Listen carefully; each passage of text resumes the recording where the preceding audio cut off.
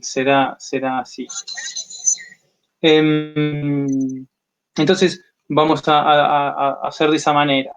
Yo lo que voy a ir haciendo es, siguiendo el PPT que ustedes pueden ver, ¿sí? Y ese PPT ya lo tienen ustedes disponible en el campus virtual, como para después, si quieren volver a verlo, si quieren volver a revisarlo, o no van a escuchar la clase ahora, sino que después, si es que podemos grabarlo.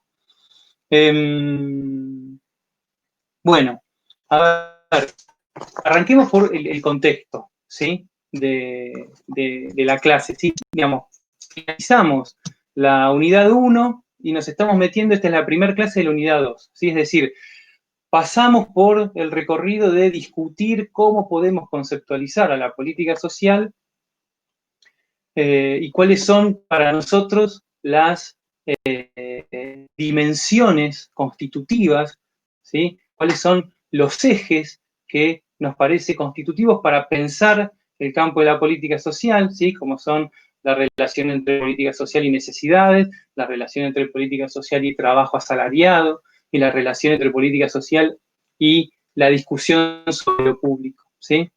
Lo que vamos a tratar de hacer hoy es tratar de meternos en un análisis más histórico, si ustedes quieren, ¿sí? Acerca de cómo surgió el campo de la política social a finales del siglo XIX y principios del siglo XX, ¿sí? Es decir, vamos a tratar de, a grandes rasgos, reconstruir los ejes problemáticos, las grandes discusiones que armaron el campo de la política social a finales del siglo XIX, mediados, finales del siglo XIX, principios del siglo XX, ¿sí? ¿Cuáles fueron los problemas, los interrogantes, las tensiones por los cuales uno puede observar históricamente el surgimiento del campo de la política social en las formaciones sociales capitalistas, en las sociedades modernas capitalistas, ¿sí? Y subrayo esta idea de sociedades capitalistas porque, como ya venimos discutiendo en alguna de las intervenciones, de las clases o de los comentarios en los foros, esa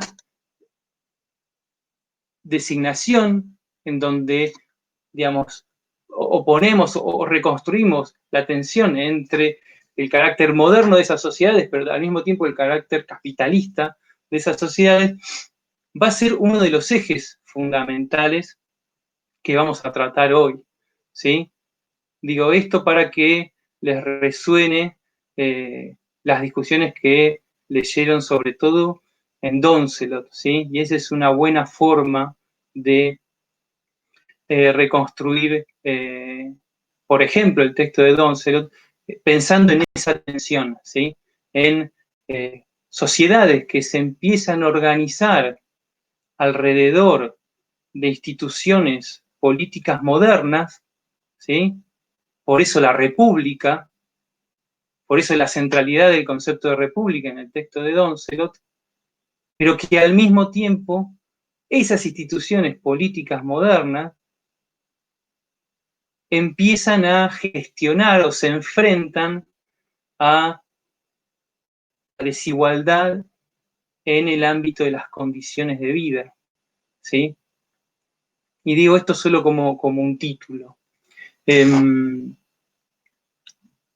Yo decía, nosotros vamos a retomar lo que vimos en la unidad 1 en el sentido de que vamos a volver a pensar la cuestión de las necesidades, el trabajo y de lo público y privado, justamente porque en estos, digamos, en este proceso, esa tensión, por ejemplo, en relación a las necesidades, la vamos a ver vinculada a la idea de pobreza, ¿sí? Y cómo la pobreza se vuelve una cuestión y cuál es el proceso de reorganización de la pobreza como cuestión con respecto al trabajo, ¿sí? Es decir, buena parte del texto de Morel reconstruye ese proceso de reorganización entre la idea de pobreza y el problema de la pobreza en la salida de la Edad Media, digamos, y en el momento de la finalización de las formas medievales de organización de la vida y las formas de producción feudales. Y cuando lleguemos, sobre todo, al siglo XVIII y XIX, cómo ese proceso, retomando la cuestión de lo público y lo privado, se enfrenta con el nacimiento de la República, ¿sí? Se enfrenta con el nacimiento de instituciones políticas que, sobre todo, reconstruyen los nuevos ideales de igualdad, libertad, ¿sí? Es decir, cómo esas instituciones modernas, esa república, empieza a enfrentarse en el siglo XVIII y siglo XIX con ese proceso de, como dice Castel, el pauperismo de masas, ¿sí? Entonces, digamos, ese es un poco digamos, el plan de lo que deberíamos ir revisando hoy o lo que tenemos que discutir hoy, ¿sí? Y yo quería decirles algo, digamos. Yo sé que los textos de Morel y Doncelot, pero sobre todo el de Doncelot, digamos, requieren o presentan cierta dificultad. Es un texto, el libro de Doncelot, La invención de lo social, es un libro que no está escrito en un registro, digamos, de lo que hoy entenderíamos como algo, digamos, puramente académico, digamos, no está escrito en el registro de un paper académico, ¿sí? Tiene un registro mucho más ensayístico, ¿sí? Y eso, digamos, está plagado de metáforas y de imágenes. Y además lo dificultoso de las referencias sobre la historia francesa, digamos, sabemos que esta dificultad vamos a tratar de ir reparándolas y poner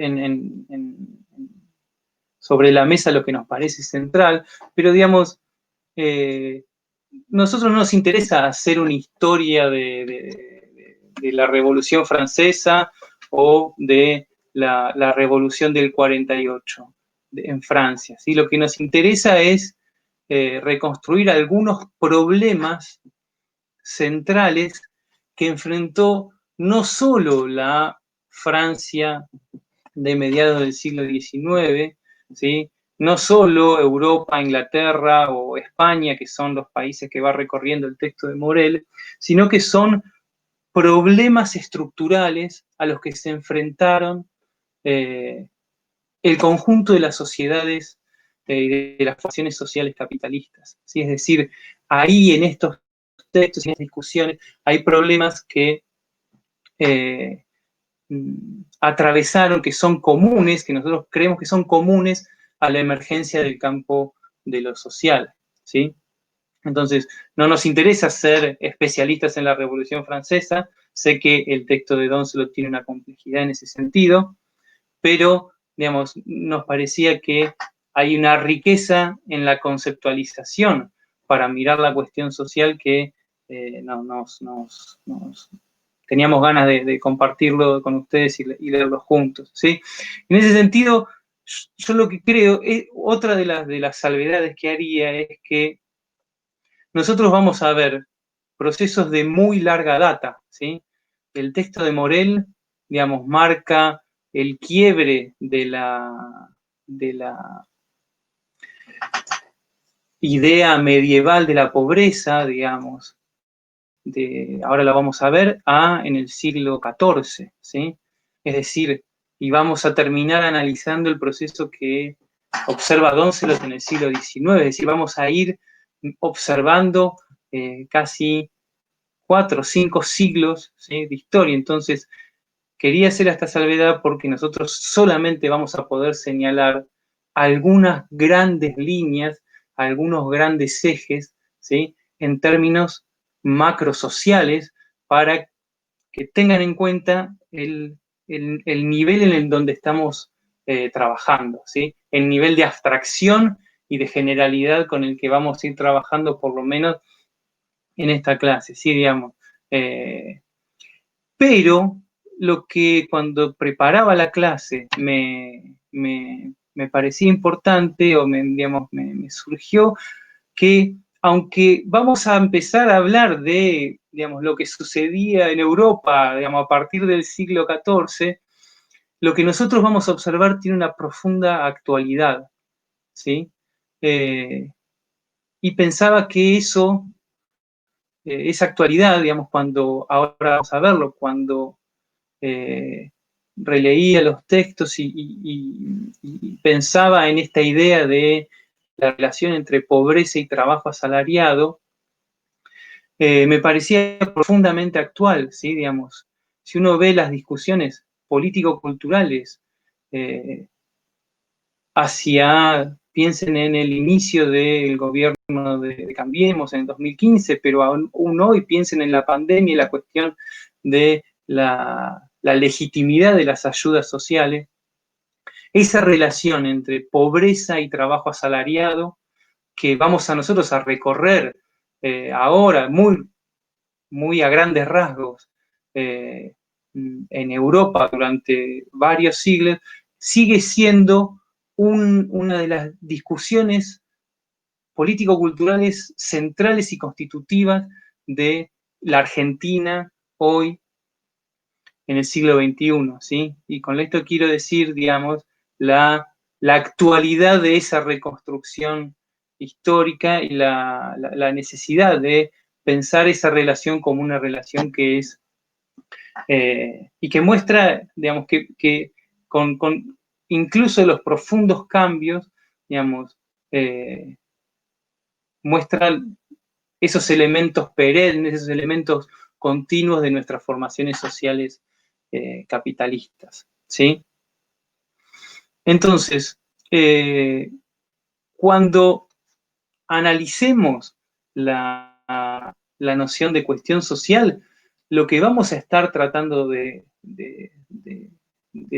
enfocar es ese complejo de problemas, ese complejo de procesos que van a desencadenar a finales del siglo XIX y principios del siglo XX la consolidación de un campo de la política social, del campo moderno de la política social, del campo que nosotros conocemos de la política social, que con esa forma no existía antes, y ahí hay alguna discusión que uno puede retomar y que estuvimos dando acerca de si llamamos política social también a las formas de asistencia a la pobreza precapitalistas, ¿sí? Pero claramente la cuestión social como cuestión social moderna es, digamos, la cuestión social decimonónica, la cuestión social del siglo XIX, es la que digamos, da origen al campo de la política social tal y como nosotros lo conocemos, ¿sí? Y por otro lado, algo que es importante y que vamos a profundizar sobre todo la clase que viene, es que esa invención de lo social, como dice Doncelot, esa creación de un ámbito de la realidad que no existía antes, ¿sí? El ámbito de lo social y pensado en términos de las intervenciones estatales, el ámbito, el campo de la política social, se va a desarrollar fundamentalmente a partir de la lógica de la seguridad social, ¿sí? Lo social a partir de finales del siglo XIX y principios del siglo XX, la novedad, la gran invención que va a marcar ese surgimiento del campo de la política social es la lógica de la seguridad social, ¿sí? Y esto lo dejo como un señalamiento para la próxima clase, ¿sí? Pero entonces, para pensar la cuestión social, como vengo diciéndoles, uno puede pensarla en términos de una contradicción o un conflicto entre dos procesos macrosociales, ¿sí? Y por eso yo les decía sociedades modernas capitalistas. Es decir, uno puede piensen en las diferentes definiciones de cuestión social, la que ustedes acaban de leer en Doncelot, la que pueden encontrar en Castell, en Robert Castell, ¿sí? La idea de esa aporía, digamos, lo que marcan es esa tensión, contradicción, aporía, entre un proceso que se está dando, ¿sí? Que es la organización de la vida de las personas alrededor de la mercantilización del trabajo, ¿sí? Y que en términos teóricos nosotros lo vimos con OFE, ¿se acuerdan? ¿Sí? El proceso de proletarización, es decir, lo que queremos condensar con esta noción de cuestión social es el largo proceso por el cual la organización de las condiciones de vida se va a dar alrededor de la mercantilización del trabajo, que no es lo mismo que decir alrededor de la institucionalización del trabajo asalariado, ¿sí? Y ese proceso es en el cual nos vamos a meter primero, ¿sí? Pero al mismo tiempo, ese proceso se encuentra, choca, ¿sí? Se pone en conflicto con una sociedad que declara y promete a esas mismas personas la condición de su igualdad con respecto a toda otra, ¿sí? Es decir, ese proceso de proletarización, ese proceso de mercantilización del trabajo, ¿sí? Digo, ese proceso que va a llegar, y ahora vamos a ver, al siglo XIX con ese pauperismo de masas, ¿sí? Piensen las imágenes de otro texto que no lo pusimos como obligatorio, pero que seguro ustedes leyeron, que es el texto de Polanyi, ¿sí? La gran transformación, ¿sí? Piensen en esa metáfora de el molino satánico, ¿sí? Siglo XIX, ese proceso de absolutamente violento de organización del trabajo asalariado y de las condiciones de vida alrededor del trabajo asalariado, se da exactamente en el mismo momento en donde se comienzan a instaurar instituciones políticas, instituciones de gobierno basadas en la idea de la igualdad, ¿sí? La igualdad es la gran promesa de la modernidad, ¿sí? La igualdad como principio, y por eso la idea de esas ideas que van todas encadenadas, ¿sí? Alrededor de esas instituciones. En términos políticos, la república, ¿sí? Doncelot dice la república como la soberanía de todos, ¿sí? Es decir, la idea de que, digamos, la soberanía popular, digamos, que el gobierno, el verdadero soberano es el pueblo, ¿sí? Y eso supone la igualdad de las personas, ¿sí? Es decir, esa contradicción entre instituciones políticas que suponen que los individuos son iguales unos a otros, se encuentra con un proceso en el cual la desigualación aparece como una de las claves de la organización de las condiciones de vida, fundamentalmente porque aparecen sujetos que solo tienen su trabajo para vender, ¿sí? Que son despojados de cualquier otra forma de reproducción de sus condiciones de vida, ¿sí? Entonces ahí hay un proceso de tensión que condensa claramente la noción de cuestión social, ¿sí? Yo acá haría una pausa a ver si hay alguna pregunta, si tienen alguna duda, si quieren que eh, refuercen algo. No veo manos, pero si hay alguien que quiera en este momento hacer alguna pregunta, abra el micrófono.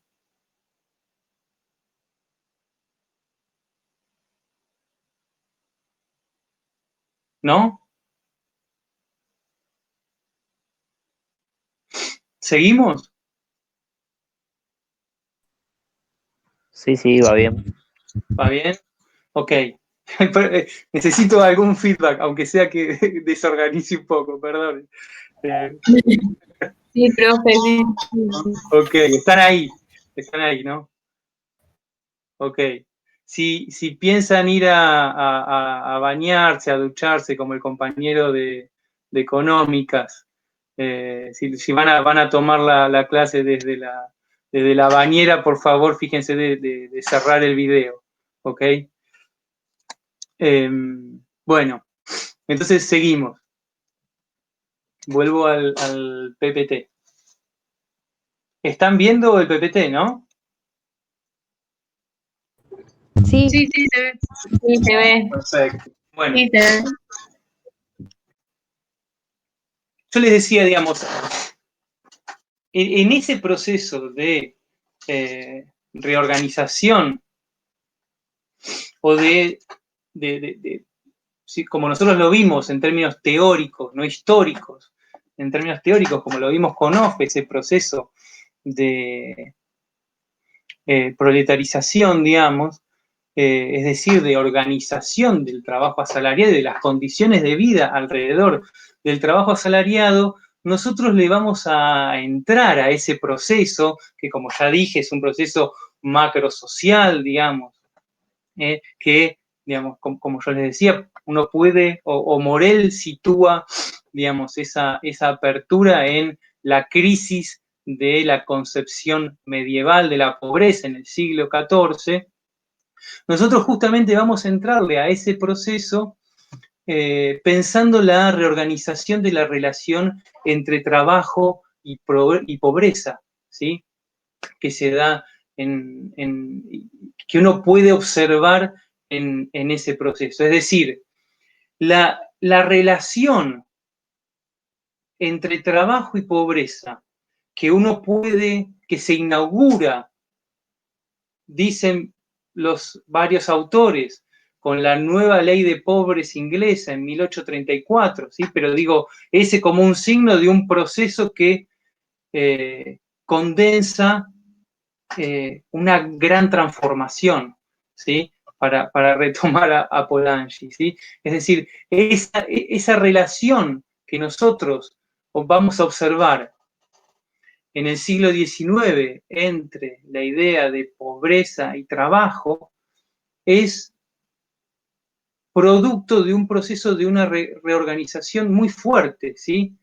Que muestra al trabajo y a la pobreza de manera diametralmente opuesta a cómo la veía la concepción medieval y cristiana de la pobreza, ¿sí? Por eso me parece muy interesante el recorrido que hace Morel acerca de esta cuestión, ¿sí? Porque, digamos, si uno tiene que caracterizar la relación entre pobreza y trabajo en esas formaciones sociales feudales, en el medioevo y en la cosmovisión medieval de la pobreza, uno puede ver que la pobreza y el trabajo son entidades inescindibles, ¿sí? Indiferenciables. Es decir, la pobreza y el trabajo aparecen casi como una misma cosa, ¿sí?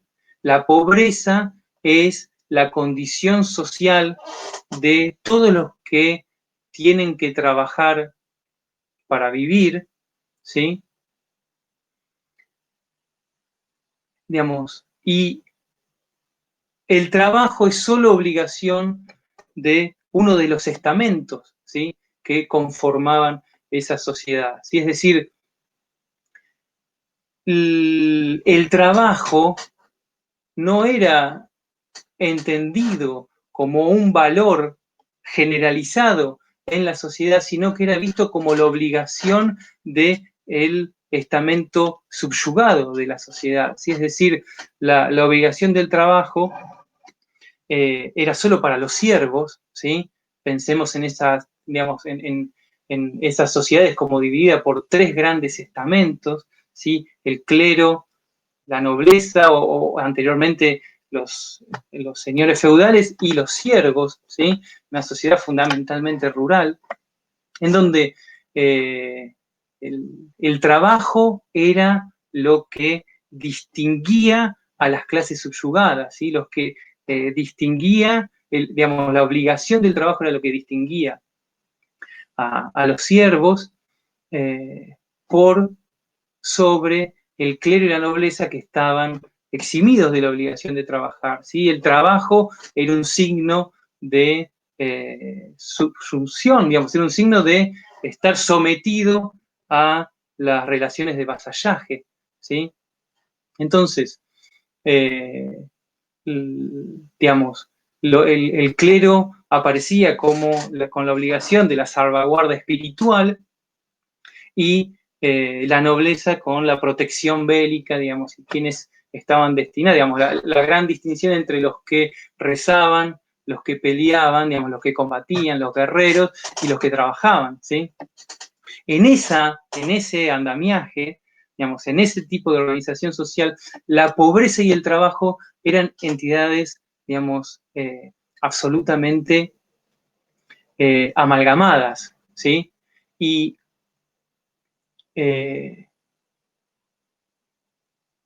la condición de pobreza era la condición de todo trabajador, ¿sí? Al mismo tiempo, esa concepción de la pobreza en la cosmovisión medieval cristiana, la pobreza tenía un halo de cosa sagrada, ¿sí? La pobreza era, digamos, pensada desde cierta concepción positiva, ¿sí? Es decir, la pobreza tenía un carácter verdaderamente sagrado, ¿sí? Es decir, dentro de esa concepción cristiana, digamos, el rostro de los pobres mostraba el rostro de Cristo, ¿sí? Y en esa concepción positiva de la pobreza es que se apalancaba, digamos, se fundamentaba la relación caritativa, ¿sí? La caridad cristiana, a partir de esta idea de la pobreza como signo sagrado, establecía una relación de reciprocidad entre quien recibía y quien daba, que no solo, digamos, garantizaba las, intervenía sobre las condiciones de los que eran objeto de la caridad, sino que también otorgaba la salvación al donante, ¿sí? Es decir, esa mirada sobre la pobreza como una pobreza connotada positivamente, como una pobreza que estaba dentro de el ámbito de lo sagrado y la relación de caridad propia de esa concepción y esa cosmovisión medieval cristiana, en donde la caridad era hacia los pobres, de parte de los otros estamentos, era una forma de obtener también la salvación, ¿sí? Ahora, esa concepción medieval de la caridad y sobre todo esa relación entre trabajo y pobreza, ¿sí? Comienza a mostrar signos de crisis. Piensen ahora esto de nuevo, piensen en un proceso muy a largo plazo, ¿sí? Muy largo, ¿sí? Piensen que el texto que leyeron ustedes de Morel, digamos, recorre 4 siglos, pero lo que va rastreando Morel es cómo esa relación en donde la pobreza es una entidad positiva y debe ser tratada con la caridad, comienza a ser un problema, comienza a entrar en crisis, ¿sí? Y los signos de esa crisis son las diferentes formas de regulación de la pobreza, las diferentes leyes de pobres que va analizando Morel, que empiezan a surgir, que muestran cómo la pobreza comienza a ser un problema y su relación con el trabajo comienza a cambiar, ¿sí? ¿Por qué? Porque ¿cuáles son las dos grandes ejes que empiezan a mostrar esas leyes de pobres? Justamente la prohibición de la caridad, la prohibición de la limosna, ¿sí? Y el señalamiento acerca de la distinción entre los pobres válidos y los pobres inválidos, ¿sí? ¿Qué quiere decir con esto? Comienza una preocupación acerca de cómo debe tratarse la pobreza y qué relación debe tener esa condición de pobreza con respecto al trabajo, ¿sí? Es decir, ¿se debe asistir a todos o debe solamente asistirse a aquellos pobres que no puedan trabajar? ¿La caridad y la asistencia deben cubrir de manera generalizada a todos los pobres o debe comenzar a preocuparse porque la caridad solo llegue a aquellos que no pueden trabajar, intentando que los que sí pueden lo hagan y accedan a los bienes de satisfacción de necesidades a partir del trabajo y no a partir de la caridad, ¿sí? Entonces, digamos, esas leyes de pobres que empiezan a marcar la prohibición de la limosna, la prohibición del vagabundeo, ¿sí? La idea de que los pobres deben mantenerse en sus parroquias, en sus localidades, bajo esas autoridades locales, comienza a mostrar la cuestión de que la relación entre trabajo y pobreza comienza a ser diferente, ¿sí? Pero claro, digamos, este proceso está absolutamente ligado con, digamos, la desorganización de ese mundo feudal y la desorganización de esa cosmovisión feudal cristiana, ¿sí?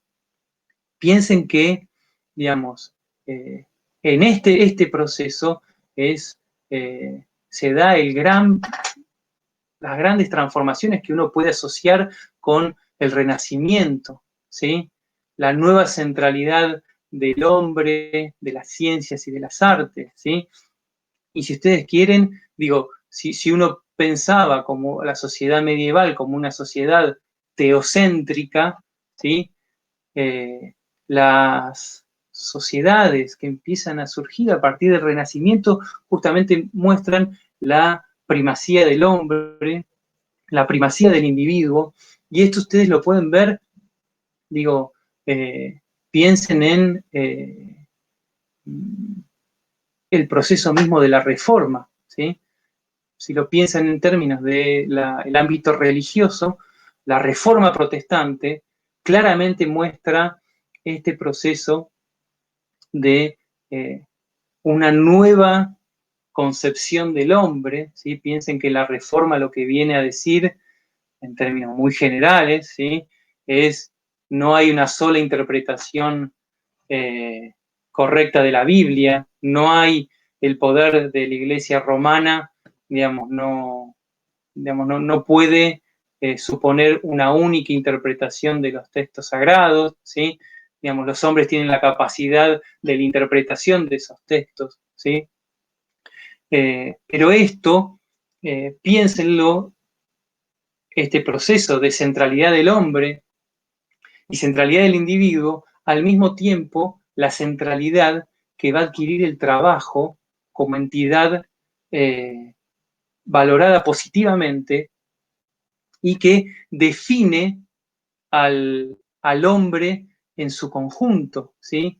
Digamos, de ser eso que caracterizaba a las personas, a los vasallos, ¿sí? A las personas subyugadas, de ser signo de sujeción, el trabajo va a aparecer como la actividad que define al hombre como ser que hace y recrea su mundo, ¿sí?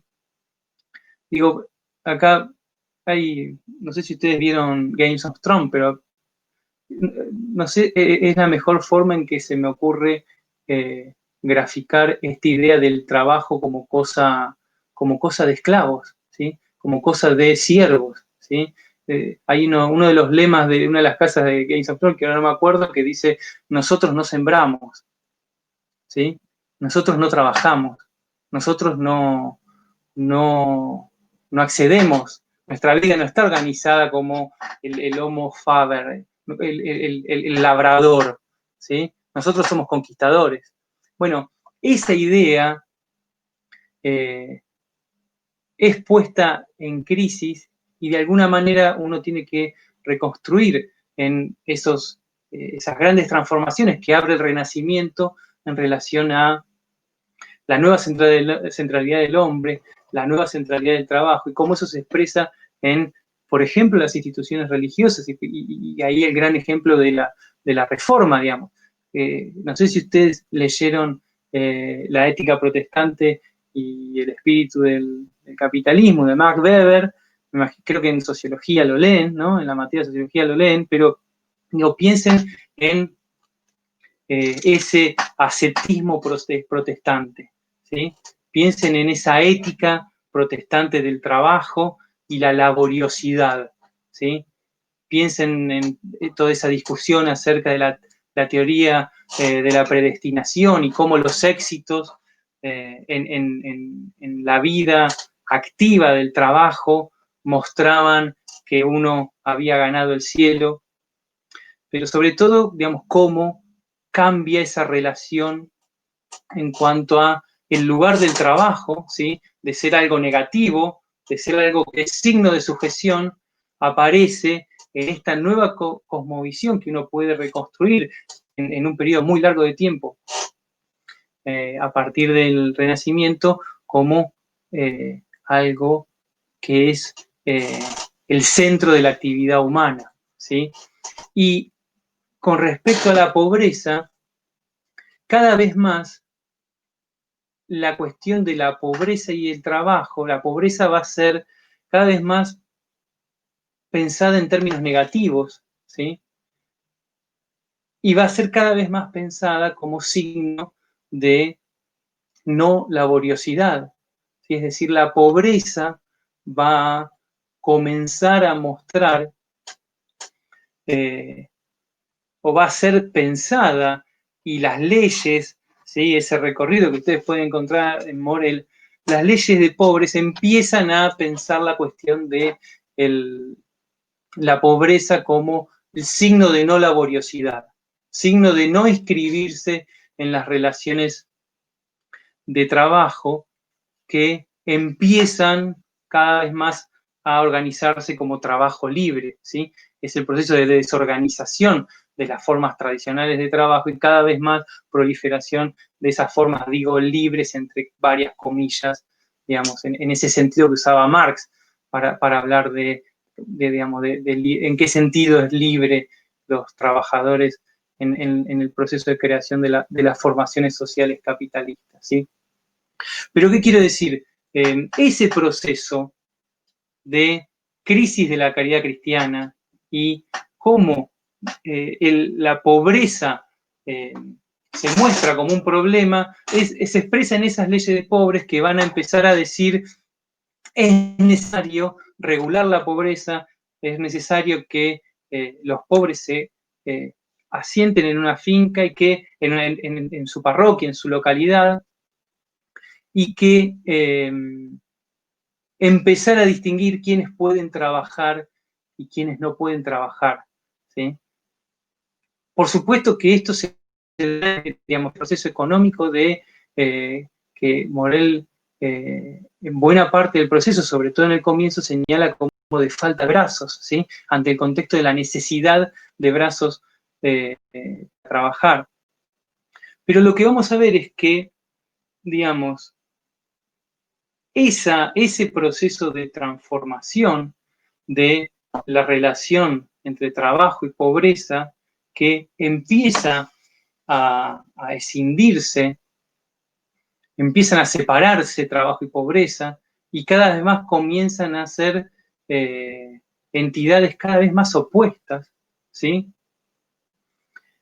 Es un proceso que se da a lo largo de ese periodo de tiempo, pero que incluso en el siglo XIX, ya entrados, digamos, finales del siglo XVIII y principios del siglo XIX, es un proceso que no termina de estar del todo definido, ¿sí?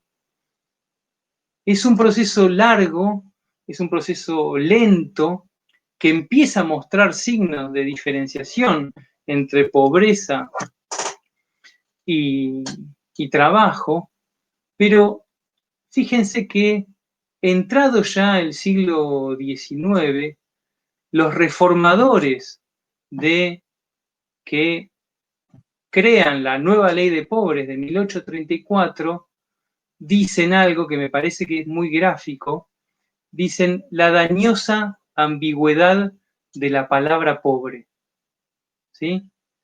La idea de pobreza, todavía en el siglo XIX, para estos reformadores, para la nueva ley de pobres de 1834, van a decir, históricamente, aunque las leyes de pobres intentaban distinguir, no distinguían cabalmente entre los pobres aptos y no aptos para el trabajo.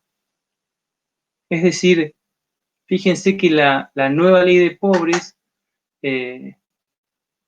critica y surge en contra de esa ley que para Polanyi es tan significativa, que le dedica uno de los capítulos del libro de la Gran Transformación, que es la ley de Spinhamland, ¿sí? Que tiene ese nombre impronunciable para mí,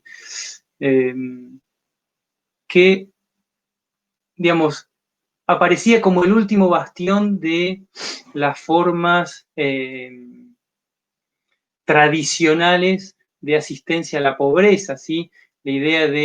Sostenía la idea de un derecho a la vida, ¿sí? Y la nueva ley de pobres, la ley de 1834, lo que va a decir es, esa es una dañosa ambigüedad que hay en la palabra pobre. ¿Por qué ambigüedad? Porque las viejas leyes de pobres, las leyes de pobres anteriores, no van a diferenciar de manera, digamos, no diferenciaban de manera cabal al pobre válido del pobre inválido, al pobre apto del pobre no apto para el trabajo. Es decir, la nueva ley de pobres de 1834 lo que va a mostrar es una funcionalización muy fuerte de la asistencia a la pobreza con respecto a la nueva realidad del trabajo asalariado, ¿sí? Digamos, Polanyi dice, la nueva ley de pobres de 1834 es la partera de la clase trabajadora moderna, ¿sí? Digamos, la sociedad capitalista, esa sociedad que él dice digamos, que pretende el mercado autorregulado, dice, nace con la nueva ley de pobres de 1834. ¿Sí? ¿Por qué? Porque la nueva ley de pobres lo que sostiene es que hay que, por un lado, erradicar las ataduras locales, territoriales de los pobres, pensando que se pueda constituir una circulación en pos de organizar un mercado nacional de trabajo, ¿sí? Es decir, pensando en la organización mercantil del trabajo. Pero además, el énfasis está puesto en una distinción absolutamente tajante entre aquel pobre válido e inválido para quien es merecedor de la asistencia. ¿Sí? Es decir, solo debe aplicar la asistencia a la pobreza a aquel que es considerado y que está absolutamente probado que no es apto para el trabajo. Toda otra persona debe organizar sus condiciones de vida a partir del trabajo asalariado, de la venta de fuerza de trabajo. ¿Sí? Por eso Polanyi dice, digamos, con la nueva ley de pobres nace la clase trabajadora moderna, ¿sí? en Inglaterra. Y de manera para dar un pantallazo de lo que implica ese proceso histórico, digamos, uno de los principios era el principio de la menor elegibilidad, ¿sí? Es decir, ¿qué quiere decir este principio? Que las formas de asistencia deben ser tan duras, tan punitivas, tan brutales, que solo aquel que realmente no puede trabajar las preferiría con respecto al trabajo. Y sabemos que las condiciones de trabajo en ese momento eran verdaderamente brutales, ¿sí? Pero el principio de la menor elegibilidad, es decir, nadie en su sano juicio con capacidad de trabajo puede elegir estas condiciones tan brutales, tan violentas, tan punitivas de asistencia, ¿sí? Ese era el criterio práctico para que distinguir verdaderamente quién puede trabajar y quién no, ¿sí? Vamos, recuerden que todo este periodo uno puede reencontrar el proceso de institucionalización del tratamiento de la pobreza, ¿sí? La creación de las casas de trabajo, ¿sí? La creación de las casas de corrección. Piensen en, si alguno leyó Historia de la locura de Michel Foucault, piensen en esa idea de el gran encierro, ¿sí? El tratamiento institucional de la pobreza, la creación en Francia del Hospital General, ¿sí? Digamos, ese proceso desencadena en esa nueva forma de relación entre el trabajo y la pobreza, en donde de ser entidades casi inescindibles, el trabajo y la pobreza se vuelven entidades opuestas, se vuelven entidades absolutamente distanciadas. ¿Por qué? Porque la pobreza es signo de no laboriosidad, la pobreza es signo de no trabajo, ¿sí? Y con esto es una pobreza fuertemente criminalizada, ¿sí? No me voy a meter en estos temas, que son temas que me gustan y me interesan y los que trabajo en términos de investigación, pero digamos, esa asociación de la pobreza va a ser siempre una asociación, una mirada estigmatizante de la pobreza y criminalizante de la pobreza como no laboriosidad, ¿sí? Una pobreza culpable de no inscribirse en las nuevas reglas de organización del trabajo asalariado, ¿sí? Es decir, ahí a donde llegamos, en ese tratamiento, esta nueva forma de entender a la pobreza, ¿sí? Es el momento en donde Polanyi dice, digamos, esta lógica dejada a su propia dinámica es un verdadero molino satánico, ¿sí? Es el momento de intento de mercantilización extremo del trabajo asalariado, y es el momento, digamos, en donde la noción de cuestión social significa esa idea de pauperismo de masas, ¿sí? La pobreza como cuestión, el pauperismo como cuestión, pero al mismo tiempo el tratamiento punitivo, la asociación entre clases laboriosas, clases peligrosas, que uno puede encontrar en Castell, ¿sí? Digamos, llegamos a partir de ese pasaje, de esa transición en la mirada sobre el trabajo, la relación entre el trabajo y la pobreza, a eso que entendemos en relación a la cuestión del trabajo y las necesidades del trabajo y la pobreza, como ese pauperismo de masas y la funcionalización de la asistencia a la extensión y proliferación del trabajo asalariado, es decir, la asistencia funcionalizada hacia la obligatoriedad, digamos, funcionalizada en relación a la obligatoriedad del trabajo asalariado, ¿sí? Dejo acá una pausa a ver si hay preguntas, dudas, comentarios. Sé que dije muchas cosas y sé que fui un poco rápido. Tengo la idea que una clase por este medio no puede durar 2 horas, o vamos a tratar de que no dure 2 horas porque sé que es difícil mantener la atención de esta manera. Pero bueno, a ver, si tienen preguntas, alguna pregunta, alguna nota. Okay.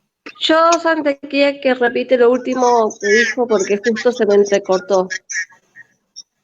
Ok, digamos, digamos, la última idea es que, digamos, lo último que planteé es que, digamos, esa escisión entre trabajo y pobreza, esa oposición entre trabajo y pobreza, lo que va a mostrar es una pobreza que va a ser signo de no laboriosidad, que va a ser estigmatizante, que va a ser tratada de manera fuertemente punitiva, ¿sí? Bajo este principio de la menor elegibilidad, y que de alguna manera muestra esa forma de organización o el intento de generalización de esa organización del trabajo asalariado que uno puede observar a principios del siglo XIX, ¿sí? Digamos, ese tratamiento de la pobreza funcionalizado a la expansión del trabajo asalariado es lo que le da a la cuestión social esa imagen del pauperismo de masas, ¿sí? De los regímenes de trabajo brutales, ¿sí? Los niños en las minas de carbón, las camas calientes, las jornadas de 16 horas, ¿sí? Esa idea de la mercantilización extrema del trabajo, que en la imagen de Polanyi aparece como el molino satánico, eso que Polanyi dice, librada a su propia lógica, es imposible que una sociedad se mantenga a partir de esa autorregulación del mercado, ¿sí? Entonces,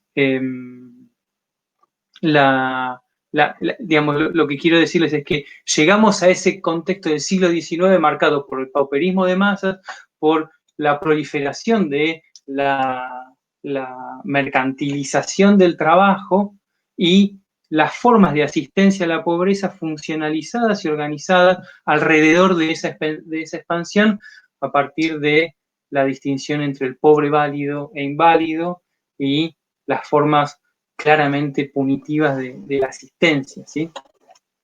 Era un poco esa la última idea. No sé si respondía a tu pregunta. Sí, profe. Sí, todo bien, profe, no se preocupe. Bárbaro. Bueno. Yo le quería hacer una consulta que no me quedó muy claro, algo de las fechas. Sí. Esta crisis de estas nuevas concepciones de trabajo y pobreza serían a partir de la nueva ley de pobres, o como dice ahí en el PowerPoint, en el siglo XIV. No, la crisis de la idea medieval de la pobreza, digamos, en el texto que ustedes tienen para leer de Morel, él lo ubica en el siglo XIV, ¿sí? En esa ley de 1349 en Inglaterra, en donde marca la prohibición de la limosna, ¿sí? Ahí aparece por primera vez, digamos, pero digo eso como signo de algo que se está rompiendo, algo que se está desorganizando. Esa idea positiva de la pobreza, ¿sí? Esa relación caritativa dentro de la cosmovisión cristiana y medieval empieza a romperse, ¿sí? Y es lo que muestra Morel en las distintas leyes de pobres a lo largo del siglo XIV, XV, XVI, XVII y XVIII, ¿sí? Es decir, cómo esa idea de la pobreza como algo positivo, que debe tratarse bajo la relación de la caridad, es puesto en crisis, empieza a desaparecer, es criticado. Y empiezan a haber otras formas de regulación de la pobreza, que son esas leyes de pobres que van apareciendo, ¿sí?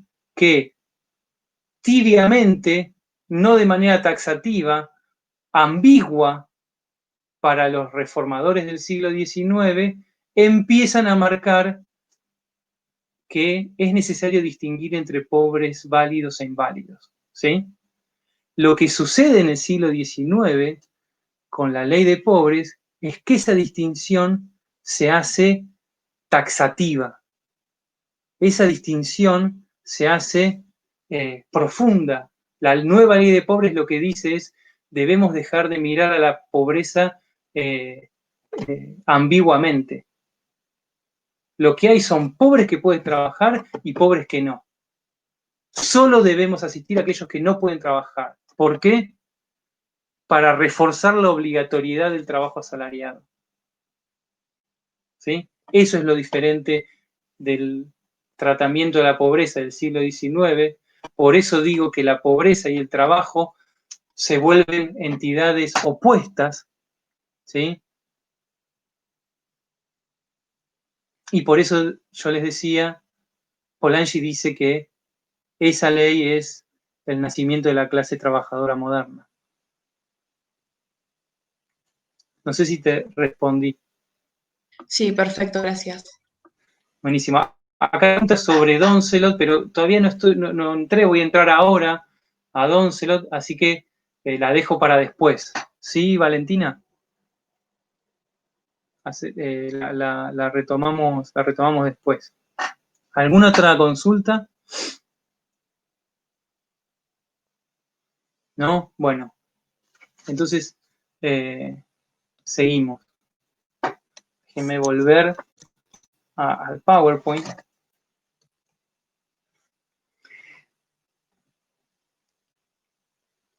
De alguna manera nosotros lo que estamos reconstruyendo, lo que reconstruimos hasta acá, es esa noción de la cuestión social centrada fundamentalmente en la relación entre pobreza, asistencia y trabajo, ¿sí?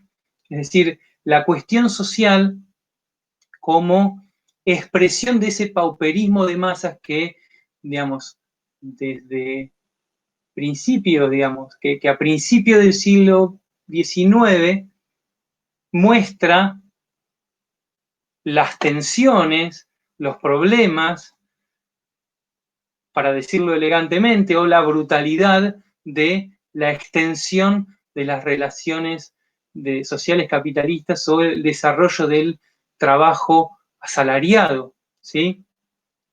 Digo, ahí piensen en todo lo que estuvimos charlando recién, piensen en las imágenes de Polanyi, ¿sí? Piensen en el proceso de, digamos, eliminación de las formas anteriores de trabajo, ¿sí? Esta idea de la separación del trabajador con respecto a sus medios de vida, ¿sí? La separación del siervo con respecto de la tierra, fundamentalmente, todo eso que analiza Marx en términos de la acumulación originaria, ¿sí?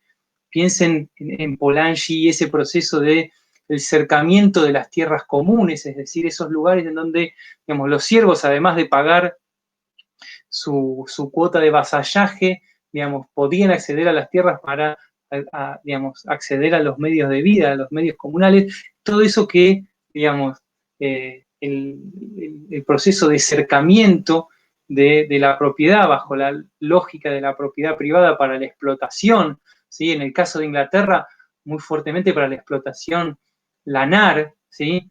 Por eso esa frase famosa de las ovejas se comían a los hombres, ¿sí? Es decir, todo ese proceso de reorganización absolutamente traumático y violento, de separación de los sujetos de los medios de subsistencia y la centralidad de la nueva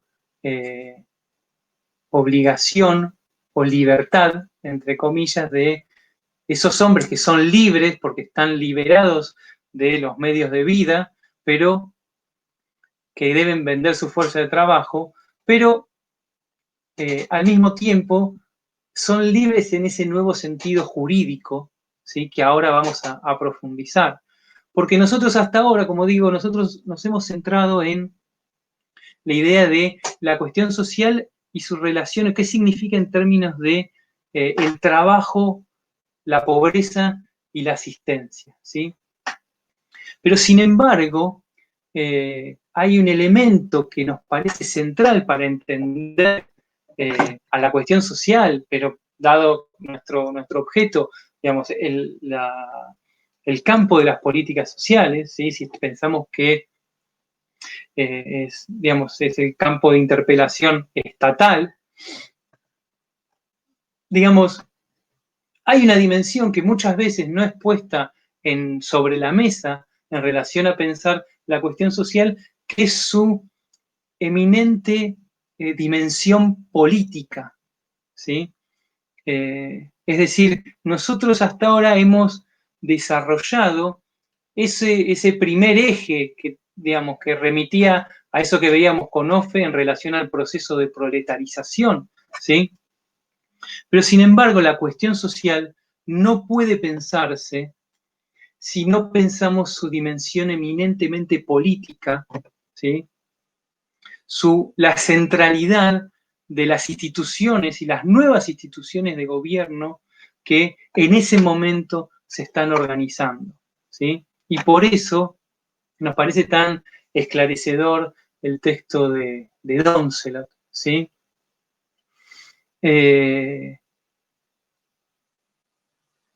Por eso la centralidad de la República, ¿sí? Por eso la centralidad de la República en el texto de Doncelot. ¿Por qué la noción de la República? ¿Qué significa la República? Digamos, ¿qué representa la República en ese texto? La República representa la concreción o la puesta en marcha en el campo de las instituciones políticas los principios centrales de la modernidad, ¿sí? Es decir, la República representa en el campo de las instituciones políticas, en el campo del gobierno, lo que la expresión de aquellas ideas que habían sido las ideas, como dice Doncelot en el texto, las ideas centrales del siglo de las luces, ¿sí? Es decir, toda esa filosofía política que había reconstruido una concepción del hombre, pero también una concepción del gobierno que estaba centrada en la idea de la igualdad, en la idea de que los hombres eran libres, eran naturalmente libres y eran naturalmente iguales, ¿sí? Esto es, digamos, en el contexto de una polémica muy fuerte con las ideas que impregnaban el antiguo régimen, ¿sí? Es decir, digamos, piensen que el antiguo régimen, el régimen que tratamos de describir muy rápidamente en esos 3 estamentos, era un régimen de desigualdad estatutaria, ¿sí? Es decir, era un régimen donde había una desigualdad legalmente fundada, ¿sí? Los hombres y las mujeres eran desiguales por ley, ¿sí? Digamos, contra esa concepción, la filosofía política del siglo XIX va a proponer otras metáforas, ¿sí? ¿Cuál es la gran metáfora de esa filosofía política del siglo XIX? Es el contrato, ¿sí? Es decir, que el gobierno, el contrato social, es decir, que la sociedad es un acto voluntario de individuos que pactan.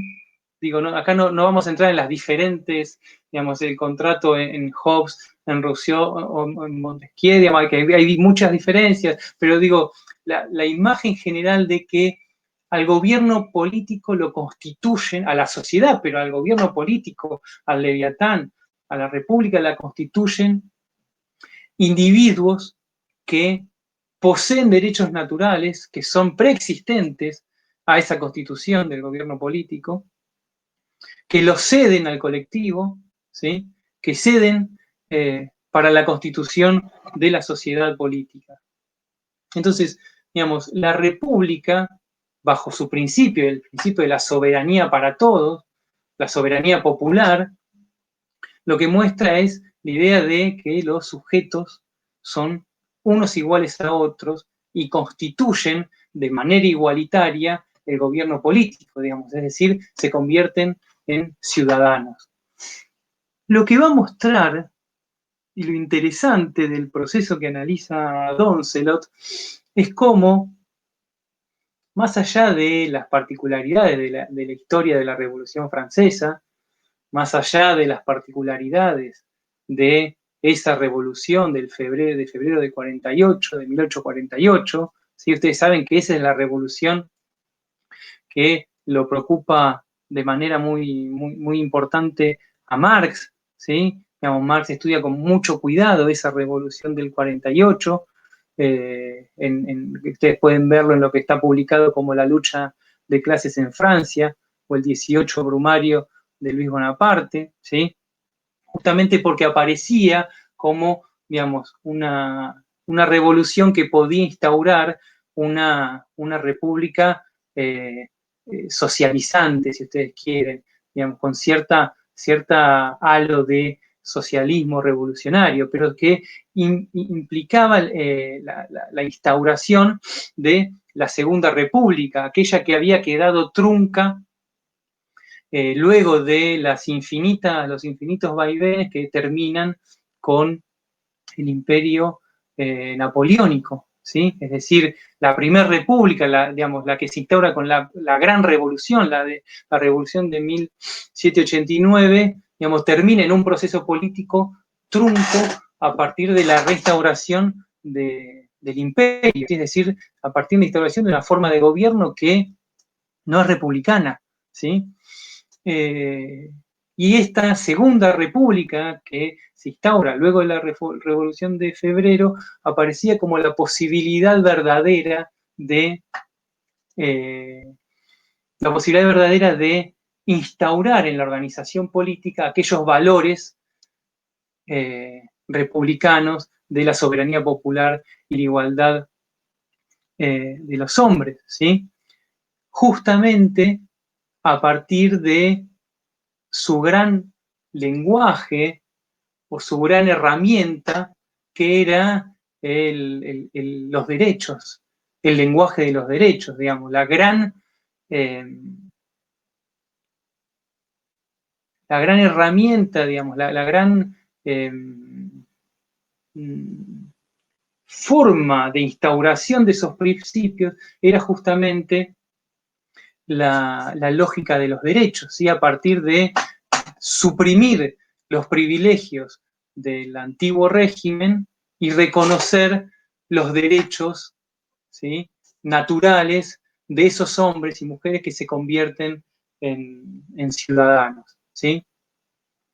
Y en ese sentido, por eso Doncelot dice, la república parecía para los republicanos de aquel entonces como la solución a todas las cosas, ¿sí? Sin embargo, dice Doncelot, digamos, en la forma en que se van desencadenando los sucesos en esa revolución del 48, la república comienza a mostrarse, una vez que es instaurada, comienza a mostrarse como un cuerpo asediado por una enfermedad, cuya enfermedad, digamos, esa enfermedad es la cuestión social, ¿sí? Él lo que va a plantear es la cuestión social va a marcar el primer gran fracaso, si ustedes quieren, de la República, ¿sí?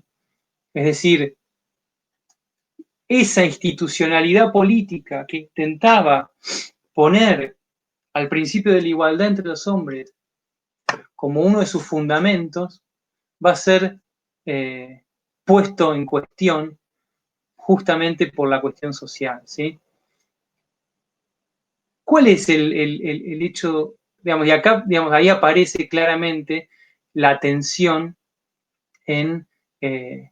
entre esa institucionalidad política y los procesos en el campo de las condiciones de vida y el trabajo, ¿sí? ¿Por qué? Digamos, ¿cómo surge? Vamos a seguir un poco el planteo que hace Don Celot. Digamos, ¿cómo surge la cuestión social? ¿Cómo surge el enfrentamiento del pueblo de París con la República? ¿Cuál es el nudo del conflicto? Él dice, va a haber tres actos. Hay un primer acto de enfrentamiento en donde el pueblo de París intenta manifestarse en relación a lo que estaba ocurriendo en Polonia, pero digamos, dejemos eso de lado. El nudo de la cuestión va a ser el conflicto alrededor del derecho al trabajo, ¿sí? El derecho al trabajo había sido una de las grandes consignas del proceso electoral que se abría después de la Revolución del 48, ¿sí? Y había sido una de las grandes promesas con las cuales esos primeros representantes que se habían elegido bajo la forma democrática, el sufragio universal, aparecía como una gran promesa electoral que se materializó una vez instaurado el gobierno republicano en la forma de los talleres nacionales, ¿sí? Una cierta forma de organización del trabajo estatal para aquellos trabajadores desocupados, sobre todo en París, ¿sí? Los talleres nacionales había aparecido como una forma que el gobierno republicano había adoptado para materializar esa gran promesa del derecho al trabajo que le había dado, digamos, el apoyo del pueblo de París a la República, ¿sí? Y el conflicto se va a dar justamente en relación a ese derecho al trabajo. ¿Por qué el derecho al trabajo va a tener esa centralidad? Porque el derecho al trabajo va a mostrar la tensión, la contradicción que afectaba a la República de manera más profunda, ¿sí? Porque el derecho al trabajo podía herir de muerte a la República. Porque el derecho al trabajo podía presentar a la República como un gobierno sin respuestas, ¿sí? Bueno, entonces lo que va a decir es el derecho al trabajo, el conflicto por el derecho al trabajo, en realidad lo que muestra es la tensión entre lo que él va a llamar el registro político, ¿sí?, de la República, es decir, sus principios como la soberanía popular y la igualdad política, con respecto al registro civil, ¿sí?, es decir, el registro de las condiciones realmente existentes de vida en el contexto de mercantilización del trabajo, proliferación de la propiedad privada y digamos, crecimiento de la desigualdad. ¿Sí? Es decir, en ese proceso que nosotros podemos que acabamos de observar en términos de pauperismo de masas, digamos, proliferación de las relaciones sociales capitalistas y del trabajo asalariado, la República viene a reponer el registro de la igualdad y la soberanía popular, ¿sí? Entonces lo que va a decir es el derecho al trabajo, ese que había reclamado el pueblo de París, el derecho al trabajo va a intentar unir sin mediaciones el campo de la República, el ámbito, la dimensión de lo político, ¿sí?, en donde existe la soberanía popular, en donde somos iguales, con el ámbito del trabajo y las condiciones de vida, ¿sí? Fíjense que usa la noción de derechos, ¿sí? Que era el lenguaje propio de la República, ¿sí? Es decir, derecho al trabajo,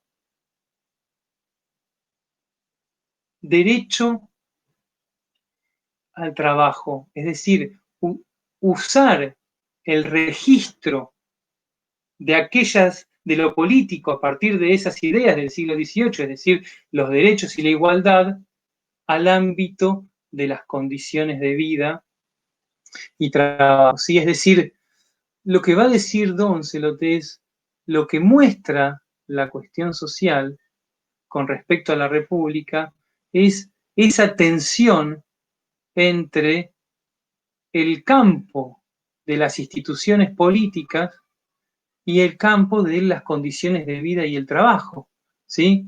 Es decir, lo que dicen los trabajadores de París al reclamar el derecho al trabajo, dice, cuando ellos reclaman por el derecho al trabajo, lo que están diciendo es, queremos leer al trabajo y a las condiciones de vida vas con las anteojeras de la igualdad, con las anteojeras de la República, con la mirada de esa filosofía del siglo XVIII, ¿sí? Es decir, se preguntan, ¿podemos llevar la República hasta el campo de las condiciones de vida y el trabajo? ¿Se puede instaurar un derecho al trabajo de la misma manera que hay un derecho a la vida, un derecho a la libertad y hasta un derecho a la propiedad? Los trabajadores de París piensan, digamos, al expresar este reclamo, ¿de qué nos sirve a los trabajadores la República solo en el ámbito de la institucionalidad política y la representación? La República debe llegar hasta el ámbito de las condiciones de vida, el ámbito del trabajo, ese registro civil, ¿sí? Es decir, fíjense que la idea del derecho al trabajo no es igual que la idea que va a ser posterior y que vamos a trabajar la clase que viene de derecho, los derechos del trabajo, en plural, ¿sí? Digamos, la idea de derecho al trabajo no es igual a la idea que nosotros conocemos de los derechos del trabajo, que es una idea posterior que vamos a trabajar la semana que viene, que está vinculada a la seguridad social. Pero acá los trabajadores de París no están reivindicando en plural, los derechos del trabajo. Están reivindicando el derecho al trabajo, ¿sí? Es decir, que el trabajo y las condiciones de vida entren dentro del ámbito de la República, ¿sí? Y por supuesto, digamos, ahí es donde aparece el conflicto, ¿sí? Porque aquellos representantes de la República más liberales, ¿sí? Lo que van a decir es, no puede reconocerse un derecho al trabajo. El derecho, si reconocemos un derecho al trabajo, ese derecho va a terminar entrando en conflicto con los otros derechos, pero fundamentalmente con el derecho a la propiedad, ¿sí? Las visiones más liberales, ¿qué van a decir?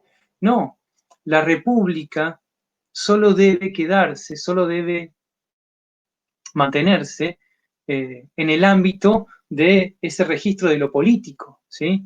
Digamos, en el ámbito de la institución política y la representación. Pero no es posible introducir el principio de la igualdad en el campo del trabajo, en el campo de las condiciones de vida. Ahí prima otro principio, que es el principio del mercado,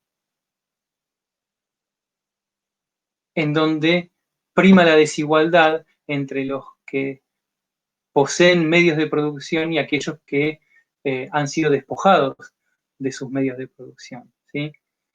Hay una metáfora que usa uno de los representantes liberales cuando se opone al derecho al trabajo, que dice, el derecho al trabajo es como un caballo de Troya, es como el caballo de Troya, ¿sí? No sé si conocen esa imagen del caballo de Troya, es decir, algo que debe destruirte por adentro, ¿sí? Que si lo aceptás, una vez adentro de las puertas de la ciudad, adentro de las instituciones políticas, digamos, termina destruyendo por dentro esa misma república, ¿sí?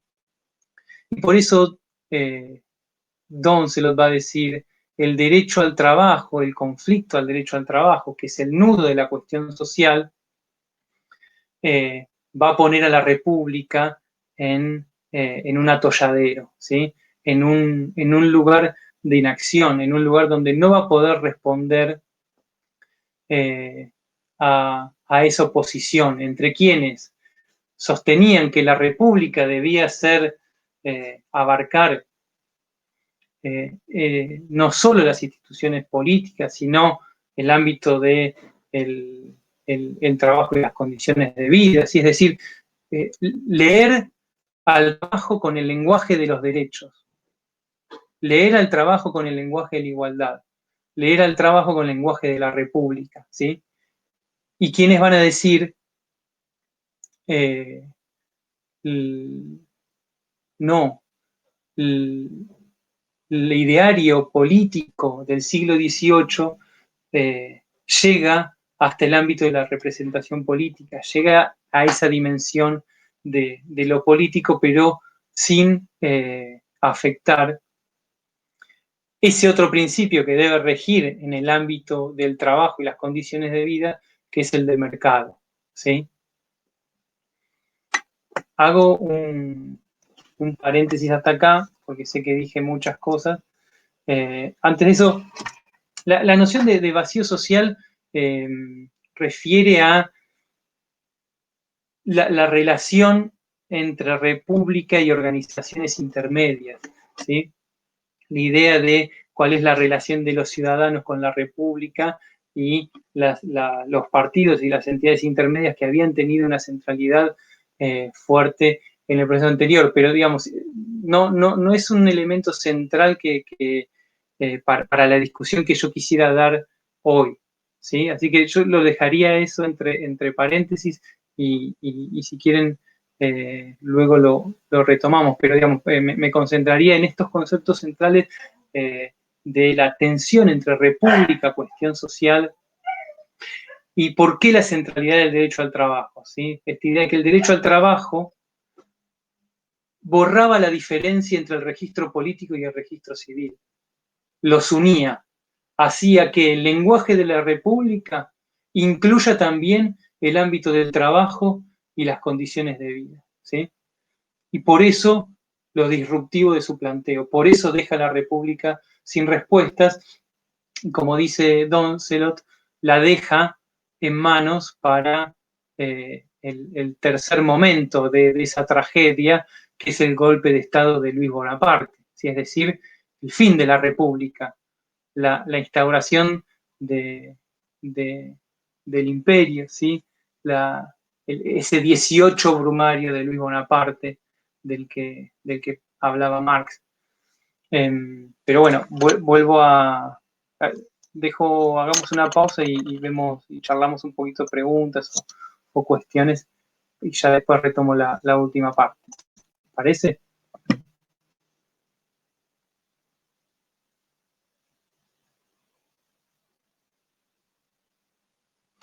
A ver, acá hay una pregunta. Empiezo por la pregunta de Facundo y luego retomamos.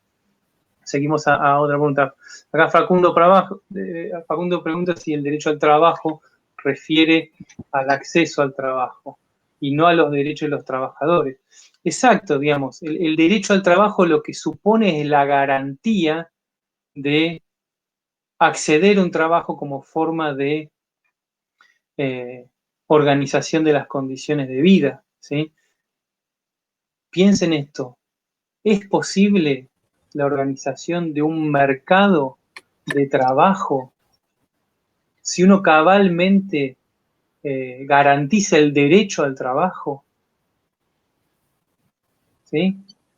Y por eso digo, como presenta acá Facundo, no está hablando de los derechos en plural, los derechos, como vamos a ver la clase que viene, que esa va a ser la forma que va a tomar el campo de la política social, los derechos sociales, la seguridad social, ¿sí? Los derechos en plural.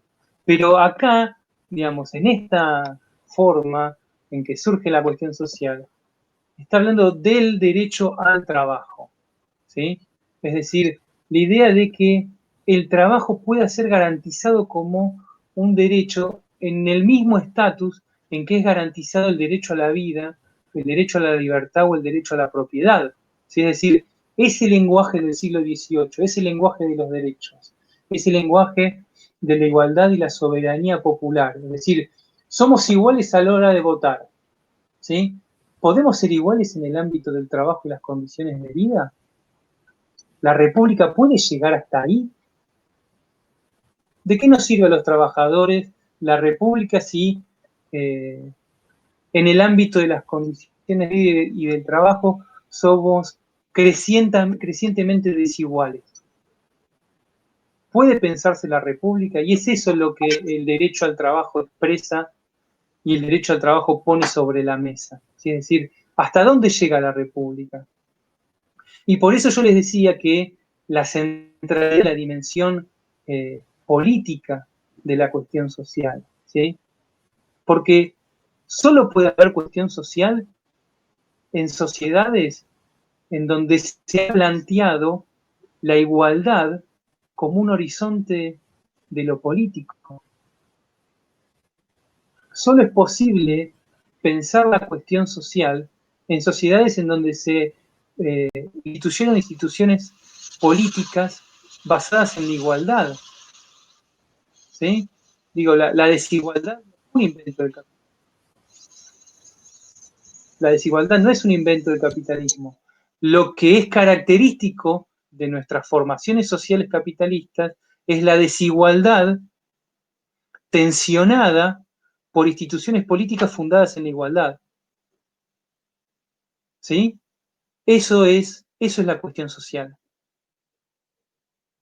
Es la desigualdad creciente que tensiona a esa república, que tensiona a la república, que tensiona a instituciones centradas en la igualdad, que proclaman la igualdad, ¿sí? Y por eso cuando los trabajadores de París dijeron, sí, somos republicanos, ser republicanos es garantizar el derecho al trabajo, eso puso en jaque a la propia república, ¿sí? Porque lo que intentaba hacer es decir, bueno, no hay un registro político y un registro civil, no hay economía y política. Lo que hay es república, ¿sí? Y el trabajo y las condiciones de vida pueden ser leídos con el lenguaje del derecho. Pueden ser leídos con el lenguaje de los derechos. Por eso debemos instaurar el derecho al trabajo, como instauramos el derecho a la vida, el derecho a la propiedad, el derecho a la libertad. ¿Sí? No sé, Facundo, si respondí tu pregunta. Sí, perfecto, era por ahí. Gracias. Buenísimo. Bueno, ¿alguna otra consulta, alguna otra duda con lo que acabo de decir?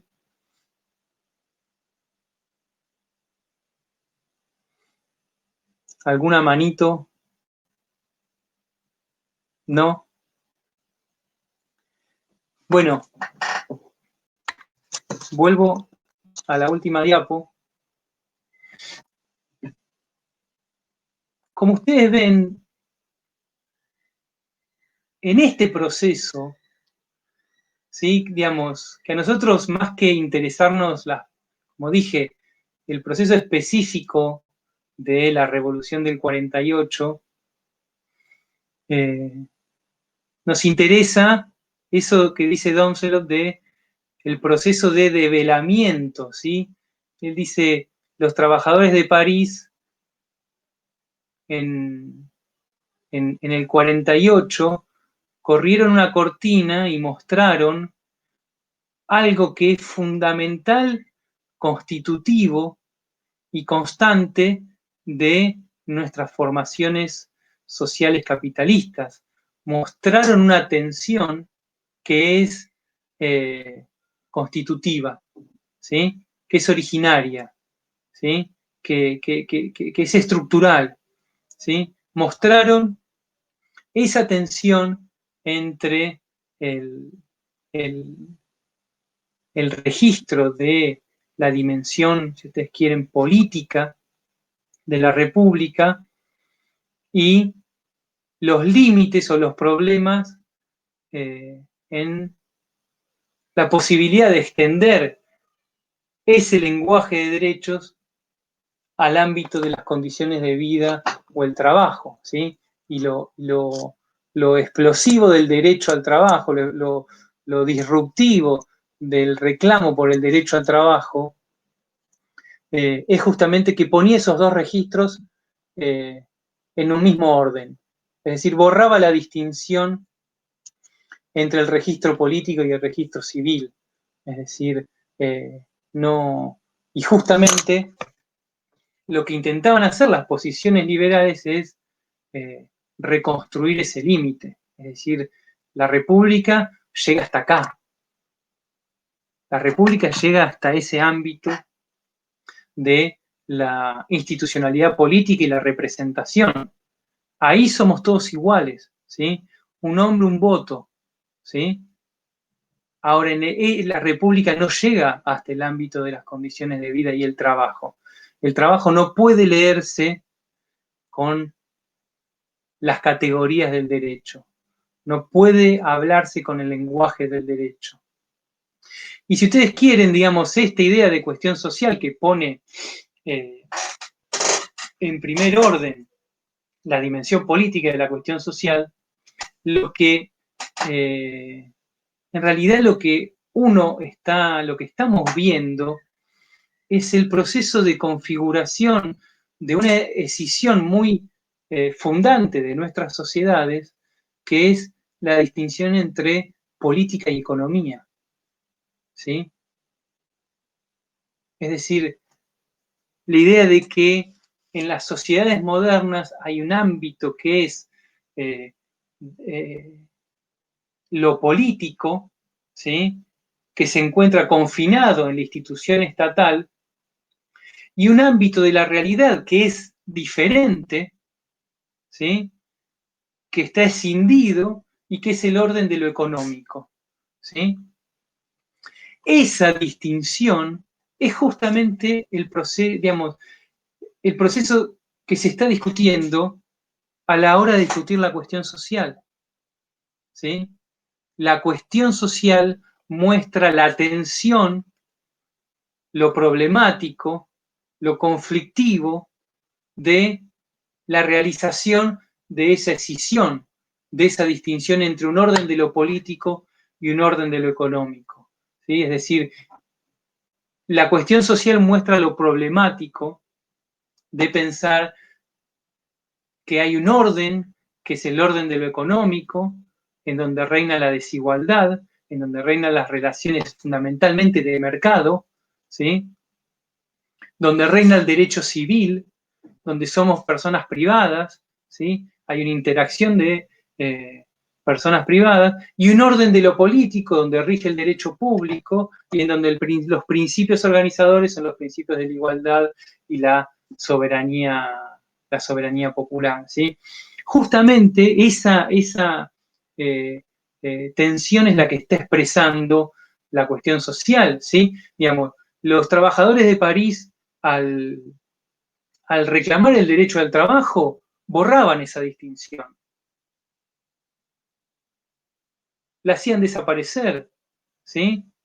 Decían, ese lenguaje del orden de lo político ligado a los derechos y a la igualdad debe ingresar en el ámbito del trabajo y las condiciones de vida.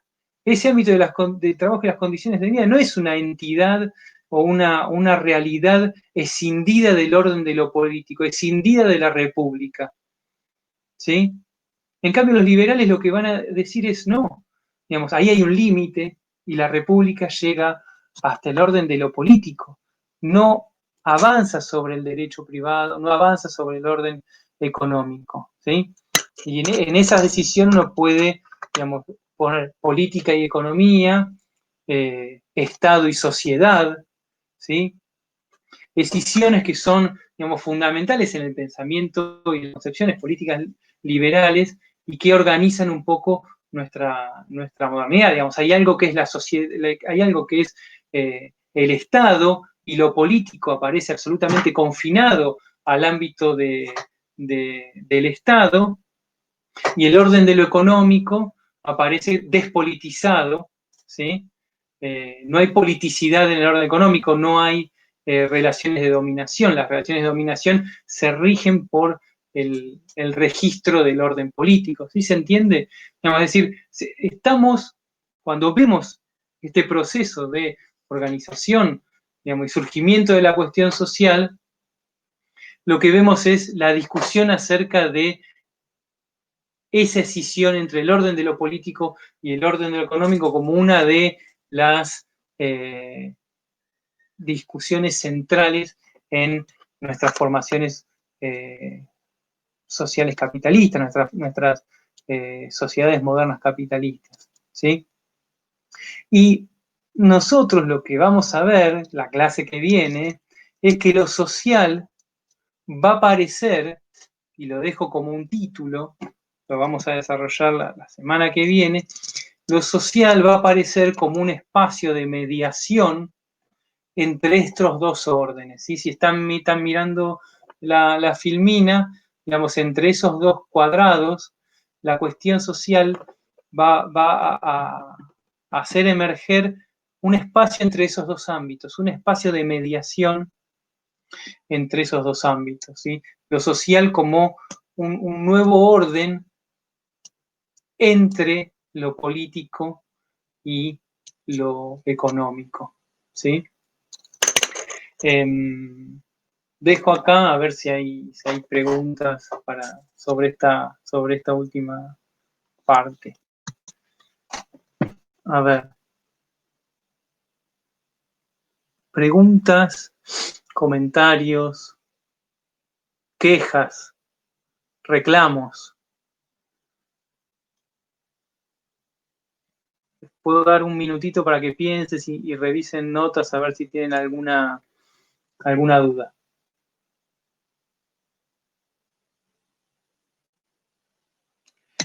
Acá Cecilia pregunta si esto último sigue siendo del texto de Donzelot. Sí, digamos, a ver, hay varios trabajos. Nosotros le damos a leer este texto de Donzelot, pero digamos, el mismo trabajo de Castel sugiere estas conclusiones, o los textos de Topalov, el texto que van a leer la semana que viene de Cristian Topalov, digamos, también reconstruyen la noción de cuestión social como esa tensión entre estos dos ámbitos. Pero sí, claramente, digamos, vas a encontrar esto en el texto de Donzelot, tanto en el capítulo 1 que tenían que leer para hoy, como el capítulo 3 que van a leer para la semana que viene.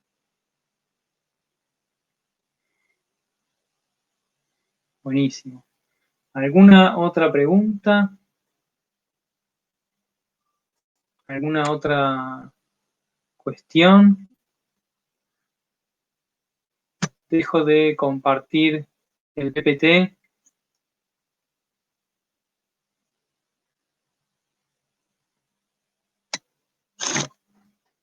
Sí. Sí, es para la semana que viene.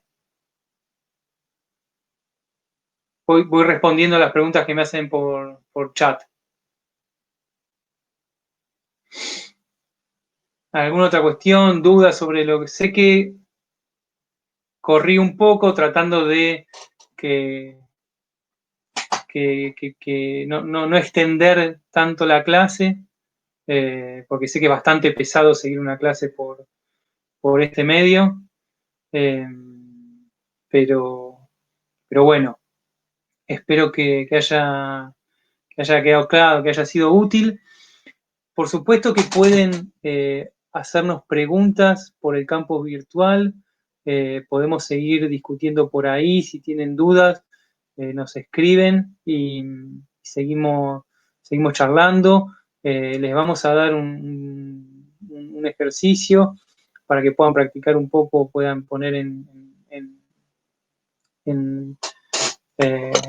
acto, digamos, estas discusiones, pero bueno, seguimos discutiendo por el campus virtual y nos vemos la semana que viene a la misma hora y en el mismo canal, si es que no hubo fallas mayores y todos más o menos pudieron seguir la clase. Ahora me voy a ir enterando por sus comentarios o por otros medios. Bueno, eso. Cuídense mucho, espero que estén bien en esta situación. Y acá me hacen una pregunta sobre las evaluaciones. Las evaluaciones van a tener devolución, por supuesto, y por ahora sigue todo igual.